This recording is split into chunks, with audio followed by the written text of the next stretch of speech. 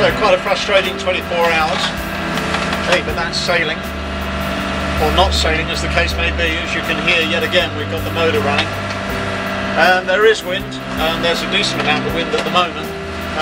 Good sailing conditions, but it's blowing straight from Bermuda, straight from our destination. And you know, that's okay, but we're under a little bit of pressure at time to get there because of a permit for the cat.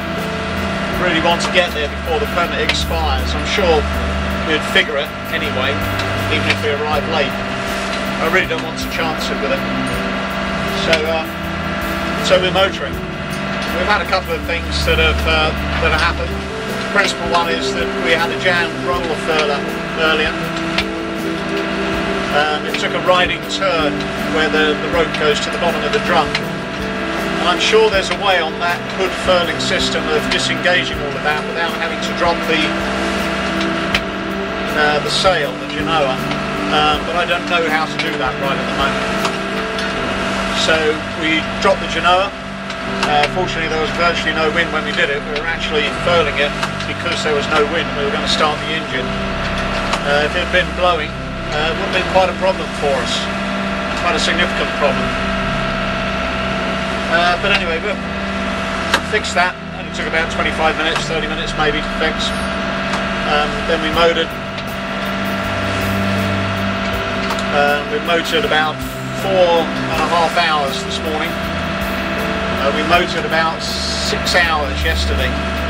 And we did sail overnight, but we only actually made, for 7 hours sailing, we only actually made about 10 or 12 miles good towards our destination, which is just far too slow. Now we don't have enough fuel to be able to motor all the way there, so really hoping that this wind shifts around a little bit. But otherwise, if it doesn't, tomorrow probably we're going to have to do a long tack and a long tack and just make what distance we can. It'll just delay us getting into Bermuda. We've only actually got about 48 hours to play with on the permit. Pussycat. Apart from that, everything's fine. The sea is very blue. We've seen a few flying fish. No other signs of life. Haven't seen any aeroplanes. Haven't seen any ships or yachts or lights during the night. We're just enjoying English breakfast tea, as you do. Had a delicious curry last night, made by myself. Actually, it was curry out of a jar, bit of a cheat.